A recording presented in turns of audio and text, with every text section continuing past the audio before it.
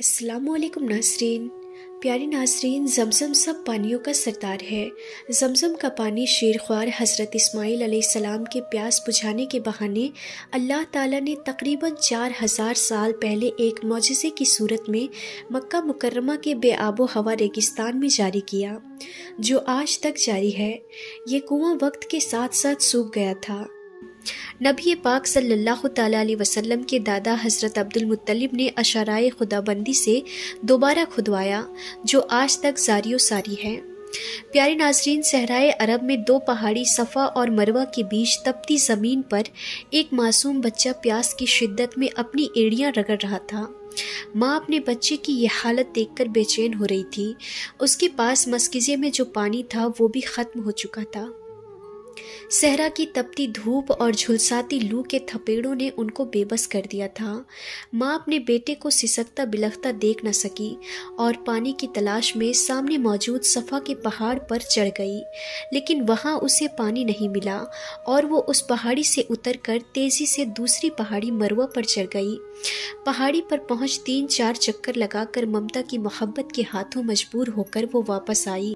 बेटे को पहले की तरह तड़पता बिलखता देखकर वो वापस पलटी, दोबारा चढ़ी, चक्कर लगाई, फिर पहाड़ से उतरी और तेजी से दूसरे पहाड़ पर चढ़ जाती।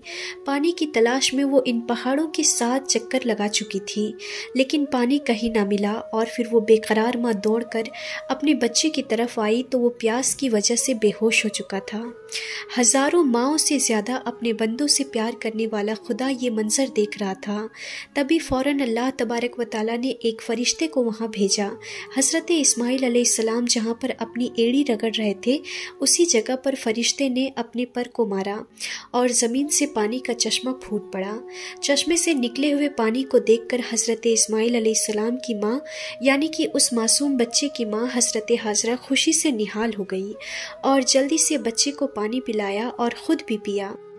इसके बाद हज़रत हाजरा ने पानी के इर्द गिर्द मिट्टी के मुंडेर बना दिए ताकि पानी इधर उधर ना हो जाए।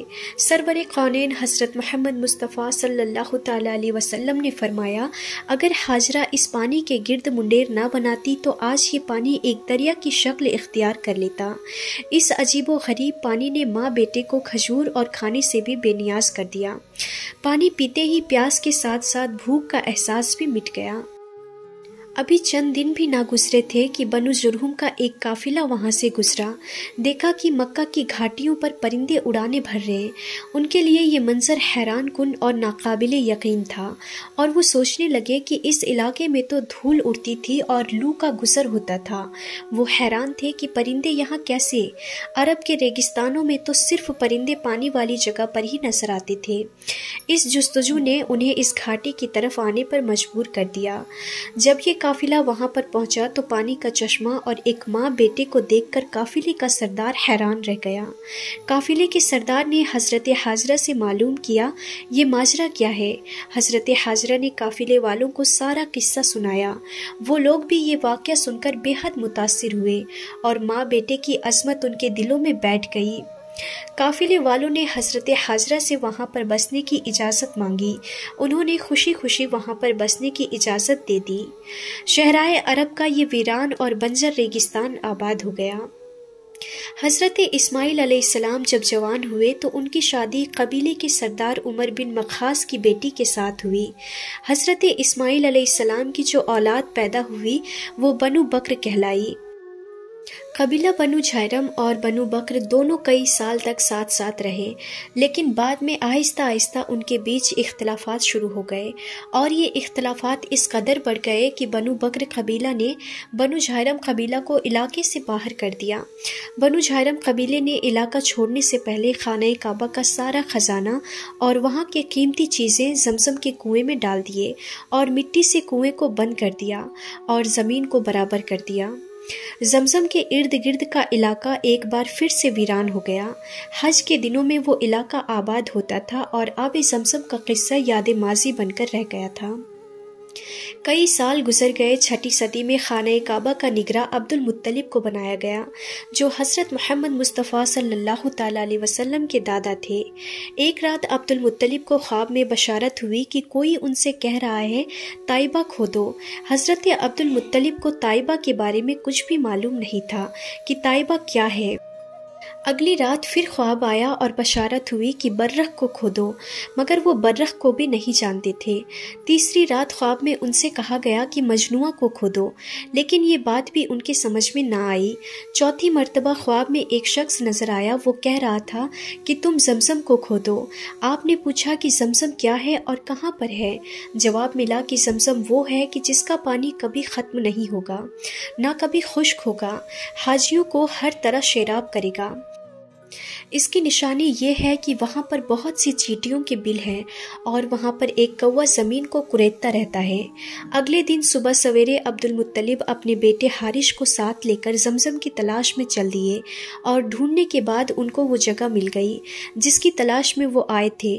عبد المطلب نے اپنے بیٹے کے ساتھ وہ زمین کو کھودنا شروع کر دیے۔ تبھی اہل قریش وہاں آئے اور ان کو کھدائی کرنے سے روکنے لگے اور کہنے لگے کہ اس جگہ تو بتوں کے نام پر قربانیاں دی جاتی ہے، یہ مقدس جگہ ہے۔ عبد المطلب نے یہ بات سن کر انسنی کر دی اور کھدائی جاری رکھی، مگر قریش نے باپ بیٹے کی کوئی مدد نہ کی۔ 3 دن کی محنت مشقت کے بعد آخر گوہر مقصود ہاتھ آ ہی گیا۔ عبد المطلب کھدائی کرتے اور حارث مٹی اٹھا کر باہر پھینکتے رہے۔ زمزم کا کنواں نکل آیا اور عبد المطلب کے ہاتھ بے شمار خزانہ ملا جو بنو جہرم قبیلے نے زمزم کنویں میں دفن کیا تھا۔ ابو قریش کی بھی آنکھیں کھل گئی۔ وہ عبد المطلب کے پاس آئے اور کہنے لگے کنواں تو ہمارے باپ اسماعیل کا ہے، جو خزانہ آپ کو ملا ہے اس میں ہمارا بھی برابر کا حق ہے۔ عبد المطلب نے صاف صاف انکار کر دیا۔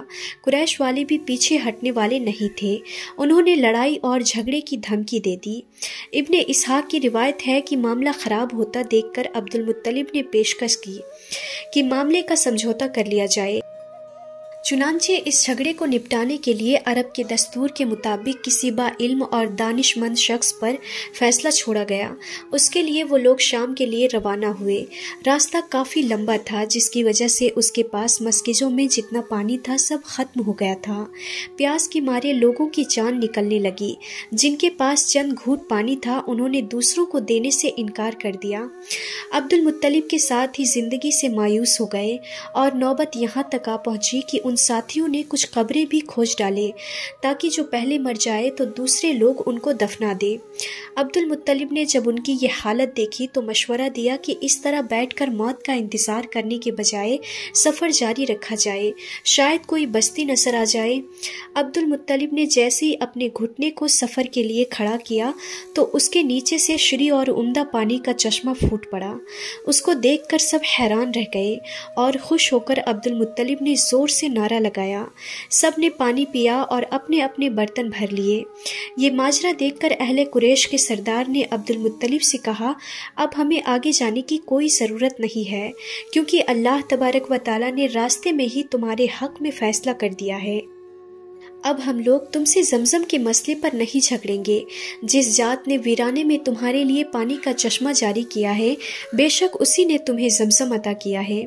اس زمزم کنویں کی عظمت تو دیکھیے جو حضرت اسماعیل علیہ السلام کے لیے نکالا گیا، اور اس کی وجہ ان کی والدہ حضرت حاجرہ بنی۔ اللہ کے حکم سے فرشتے نے یہ پانی جاری کیا۔ اس پانی کو تمام انبیاء اور نیک لوگ پیتے رہے۔